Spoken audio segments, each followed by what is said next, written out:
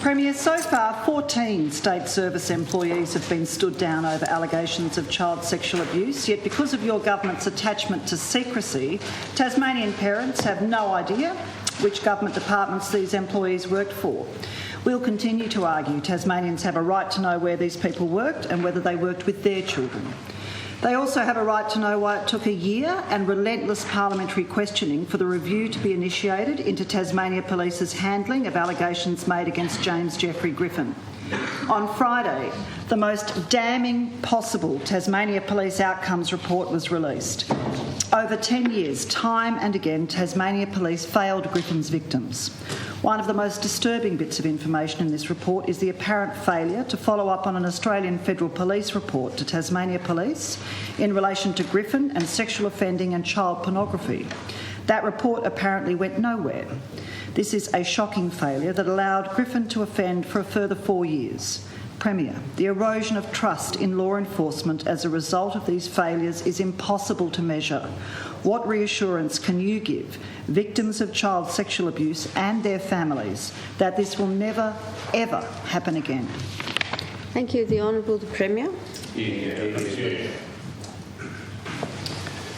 I thank the Leader of the Greens, Ms O'Connor, for that question.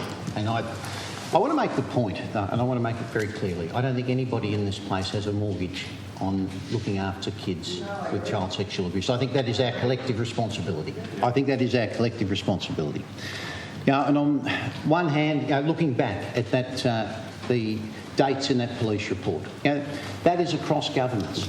I've apologised for this government. It saddens me, it sickens me, to be frank, that we the information that was released in the outcomes report points to the fact that there were touch points that could have been followed through. And again, on Friday, I made the point that we're going to invest money and we're going to establish that historical review unit to ensure that it looks back across agencies to ensure that where there are other touch points where reports have been brought forward, not necessarily by a victim but by third parties, to ensure that we look and we understand what went on. The other point that I would make, because your question goes to, what am I prepared to do? And now. It's what is happening? Well, I can assure you, in terms of the Commission of Inquiry, that's not happening yet. What's happening? The Commission of Inquiry is going to look into these matters, Madam Speaker, and I would make this point. Madam Speaker, because the weaponising of this issue is disappointing. In 2003, Madam Speaker, I risked my political career because I felt so strongly about this issue. Point of order, Madam Speaker. Could you please ask the Premier to withdraw the accusation? If it's directed at us that we're weaponising this issue, we're asking questions on behalf of Tasmanians who've been left in the dark. I will allow the Premier to explain himself. He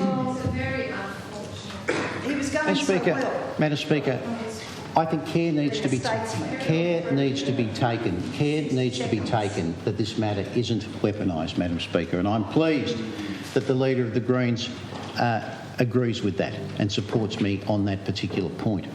Now, the point that I was making, I could point out, I risked my political career back in 2003. I supported a motion. Yeah.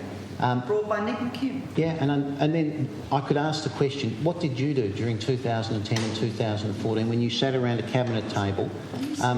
When you sat Order. Now, Madam Speaker.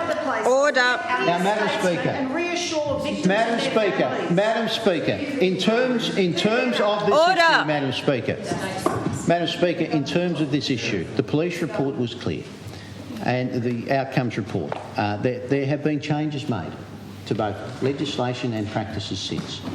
And in terms of victims, I would encourage them to come forward, that they will be treated seriously.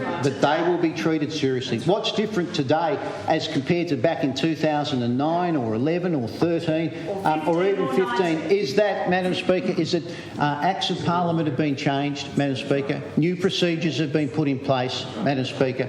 And importantly, as difficult as it will be, the Commission of Inquiry will conduct its business, and I'm certain the Tasmanians will be shocked and they will be distressed by what that Commission of Inquiry hears. But I believe that it is the right thing to do.